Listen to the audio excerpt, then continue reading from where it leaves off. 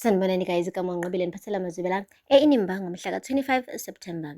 uHlengiwe ube ukubona nje ukuthi uhlathi bam-ofarisha u-5 million wamane nje wayinqaba nje same time le ndaba le. Wathi nje angeke yena aze avume iklayenti yakhe imane nje idicilelwe phansi kanjeya ya. Ushilo wathi hlathi ngawuvumi lo 5 million. Labantu laba baspitha on your face right now. Mina ngiyazi ukuthi banama-assets lawa awafihlile. Into engifuna ukuyenza nje manje ukuthi ngihambe ngiyotshela inkantolo ukuthi bama-fraudsters. Hawu guys, ngoba uyithintele kunonceba phela lo oyiloya-ke kaZoleka. Umane nje wathi yeyi ubiza bani nge-fraudster. Uyabona nje lento esiyikhulumile already, mina ngakuthatha ngiphendule ibheke ngawe manje enkantolo. Ngaphinde usibize kanjalo, okay? Wenza nje into ekuthiwa manje i-defamation of character. Yeyi guys, waqhubeka uHlengiwe wathi yeyi wehlathi 5 million mncane. Yabona nje la ngathola hlampe u5 million uphindaphinde kawu-10 hlampe kawu-20 kulaba basile laba ngayithathi le mali. Hayi nongampela waqina isibindi uhlathi wathi hayi impela sengiwenzile umqondo wami manje sengivumile ukuthi hayi cha angimane ngamukele kona ukuthi nje ayi ngingayivumi le offer le ya nami ngivumela naneloya yami angiyithathi le offer. Hayibo guys, lapho uhlathi akanawo ngisho ukuthi ubhobho njengoba inqaba u5 million, kodwa ngenxa yokuthi-ke iloya yakhe ithe nje don't take it, hhayi nangampela naye wathi I won't take it. Guys, akupheli-ke lapho. Uhambile kuhlathi waphindela ekhaya wafica kukhona ingxoxo phakathi kukaThumeka kanye nomngani wakhe phela lo oskwiza wakhe esho ukuthi usegxishiwe emsebenzini ngenxa yokuthi nje uhlala nendoda. Guys, siyakhumbula ukuthi Brother Justice ubekade semtholile uThumeka esithi impela uyimisele ngokuqala impilo naye. Wabe ukuzwa nje ukuthi sengathi khona ozama ukuyibuyisa kuyena onguhlathi wamane nje wahamba wayomonela lapha emsebenzini, ngoba emsebenzini wabo phela yayisesontweni guys. Washo ukuthi lo usakipitile nomuntu engashadile, kwathiwa-ke umsebenzi-ke usuphelile girl, until uhlathi enze izinto zibe right. Hhayi-ke uzwile-ke lokhu uhlathi wamane washo ukuthi ngambona lo Brother Justice wakhona ukuthi akalunganga. UThumeka-ke umane nje wasuka eduze kwahlathi esho ngenhliziyo ukuthi ever since abuyile empilweni yakhe seziyaqala phansi futhi izinto zibuyela back to square one, zibheka phansi. Guys, akupheli-ke lapho. uZoleka umane wasenda-ke imeseji ephuthumayo eshoyo ukuthi lalela sihlangane lapha endaweni ethizeni ngokukhulu ukushesha. Hhayi-ke wangapholisa amaseko kuhlathi wahamba efuna ukuzwa ukuthi ngabe yini le uZoleka asefuna ukisho manje. Uqale kodwa wagcizelela-ke ukuthi akulunganga ukuthi behlangane bebobabili engekho ama-lawyers abo bobawu-2. Kodwa-ke uZoleka washo ukuthi hhayi ngeke ngize ngibe mude, ngifuna nje ukuxwayisa bhuti ukuthi yabo njengoba ungawuthathi lo 5 million offer uzozisola. Hhayi uhlathi wathi lalela ayikho into engizoyisola yona, iloya yami mina ngiyayithemba. Ishilo yathi izokwenza sure ukuthi angeke uphinde wena umqole. Guys, khona umuntu oqola umuntu ngemali yakhe, but anyway usho njalo kuhlathi. Emva kwalapho-ke uZoleka umane washo into heyi uhlathi angakwazanga ukuthi amphikise kuyona. Umane nje wathi yabona uma kuwukuthi awuthathi lo 5 million, into engizoyenza mina ngizoyidraga le divorce. Ngizoyidraga, ngizokwenza isiqiniseko sokuthi like ithathe isikhathi eside, khathali noma ithathe iy'nyanga noma ithathe iminyaka, vele mina I've got nothing to lose out of this. Kanti wena-ke you've got everything to lose. Khumbule phela wena ukuthi awunayo imali. Ya, usho kona ukuthi mengiyidraga le divorce, ngisho naye lo mmeli wakho uzogcina ekhathala phela ngoba uzobe umkhokhela ngani sonke lesi sikhathi menza le paperwork ayenzayo, edingakala ukuthi yenziwe phela ngaso sonke isikhathi njengoba nje si-athenda leli cala le-divorce. So think about it bhuti, it's either uyawuthatha lo 5 million, otherwise hhayi impela uzoluza vele at the end of the day wena, hhayi mina. Wayibona uhlathi ukuthi hayi mani lento ayikhulumayo uZoleka iyawenza umqondo. Hhayi-ke guys, uhambile-ke waye ekhaya eyodla amathambeni umqondo. Wafika watshela umfowabo-ke yonke le ndaba ekade ishiwo uZoleka. Umfowabo wamcebisa wathi eyi bafo, thatha le mali wena, yazi impilo yakho izoguquka, uzokwazi ukuqala impilo kabusha noThumeka, kuzophileka nje.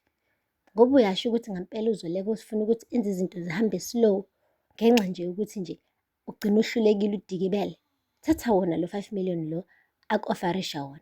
Nangampela-ke guys, uhlathi hambile wafuna ukuyokhuluma nommeli wakhe kuqala esho ukuthi lalela offer ka5 million ngiyayishintsha manje ingqondo yami, ngiyawuthatha. Wathi yeyi ungazobe isiduphunga wena, ngishilo ngathi ungawuthathi lo 5 million. Wathi ngeke sisi, ngiyadinga ukuthi ngiwuthathe lo 5 million. Mekuthi angiwuthathi ngizosola, wathi lalela la, khumbula ukuthi nami kule khathi yale mali ozoyenza laphaya kuzoleka ngino-20% wami ekumele ngiwuthathe. Okusho ukuthi uma uthatha lo 5 million, i-million lokuqala vele sengilithathile elami. Ebese kungakhohlwa-ke nawo i-tax esazobanjwa laphaya, nangu no-SARS. Uma ucabanga uzosala nani, uzosala nani? Wabuya futhi umqondo kaHlathi ehlathini, washo ukuthi, madoda, mengase ngampela ngiwuthathe lo 5 million ebese bonke abantu be-deduct-a ezabo iy'mali, ngizogcina futhi ngisala ngingenalutho, ngisala nomkhuthuluzo nje, into engeke ingisize ngalutho. Wamane wangazi ukuthi manje decide ini.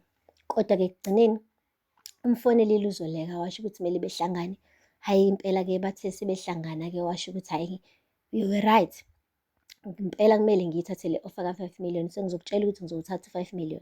Wahleka kancane uZoleka, washo ukuthi ungakhathazeki, ngizokusendela nge-E_F_T noma-ke mhlampe ngizofonela abantu bebhenki lami bakhokhele le mali ngokuphuthuma. Wathi ungakhathazeki futhi ngemali yokufunda kaYanga ngizoyikhokha nayo uma sese-ready ukuthi aye e-university. Wathi khululeka ngizomkhokhela mina uYanga. Wathi musuku uloku uthi uzomkhokhela uYanga, wena uyazibona ukuthi unemali encane, vumela mina ngimkhokhele uYanga, njengoba nje vele ngizokhokhela noqhawekazi kwi-university ehamba phambili esezingeni eliphezulu. Guys, uHlathi kubonakala nje ukuthi ebusweni akaswabulukile ubhuti, akekho happy ngalesi nqumo sakhe, but kubone uma uzothatha isinqumo ungenayo enye choice, noma i-choice enye onayo ubone ukuthi ngase kwenzeka ifeyile. Hhayi, uHlathi-ke loyo guys, umane wakhetha indlela elula ezosheshe imfikise la afuna ukuya khona. Guys, akupheli-ke lapho. ULinda-ke uhambile wayotshela uZoleka, wamtshela ukuthi hhayi impela sengiredi ukuba kwi-team ewinayo, ngikhetha i-team yakho. Wabuza nanokuthi kwenzakalani phakathi kwakhe Lwandle kanye noyise wakhe uSydney. Wathi no, it's nothing to worry about, khululeka sengiyihendlishile leyo ndaba. Abantu abazama ukucekela inkampani yami ngiyabahendlisha. Guys, ixokele uLinda lagijima layotshela uLwandle ukuthi lalela la, uZoleka kukhona into aphezu kwayo phakathi kwakho nobaba wakho uSydney. Kwenzakalani vele phakathi kwakho nobaba wakho, nenzeni kuZoleka? Hhayi, wakhumbula-ke uLwandle ukuthi no man, phela labantu laba kade benza i-scam lesaya sokuthi bazama ukucima icala likanina phela uHlengiwe, njengoba agcine esecishe uphelelwa umsebenzi ngokuthi wenza into engekho emthethweni laphaya. Kwadingakala ukuthi kudilithwe nje yonke into eyi-proof engase imcindezela. And wasizwa uyena-ke uLwandle benoSydney besebenzisa-ke i-bridge lekhusela tech ngokungekho emthethweni. Hhayi-ke guys, uZoleka wakubamba-ke lokho, manje uLinda usiyaphapha, uyabaxwayisa guys. Uthe emxwayisa-ke uLwandle wagijima wayotshela uSydney, washo ukuthi baba ngathi sesibanjiwe. Kwasho ukuthi uSydney naye ikhanda liyaduma, kunezinto ey'ningi ay'bambile ngapha nangapha. Wathi khululeka uZoleka, ngeke asibambe wena, khululeka. Wabe ansa amafoni ngala, wabe esho ukuthi ngisendleleni ngala. Waphunyuka kanjalo-ke guys kuyena uLwandle. Mhla ebuya-ke asithembe ukuthi angeke afice vele icala lakhe selivutha amalanga, ngoba okwamanje kusawufudumele nje, uZoleka usanake ezinye izinto ey'sesayidini, but by the time livuthwa tobo leli cala labo, guys, I'm telling you, Zoleka is gonna come to them. She's gonna come with all that she have, and believe you me, by the time bethi bavula amehlo uLwandle benoSydney, bazobe besesemnyango, umsebenzi ubaphelele. Guys, aphela lapho-ke amazwibela namhlanje. Ungakhohlwa ukusubscribe ne-like ne-comment. Until next time, bye. Sanibonani guys, igama uNgqibile niphathela amazwibela